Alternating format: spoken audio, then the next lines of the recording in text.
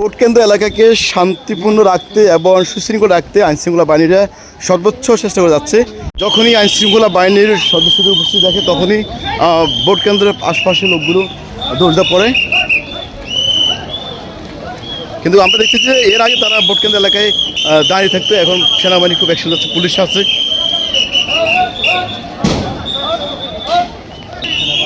Vote কেন্দ্রের পরিবেশকে শান্তি এবং সুশৃঙ্খল রাখার জন্য বাংলাদেশ সেনাবাহিনী পাশাপাশি র্যাব এবং পুলিশ বাহিনী তারা কাজ করতেছেন।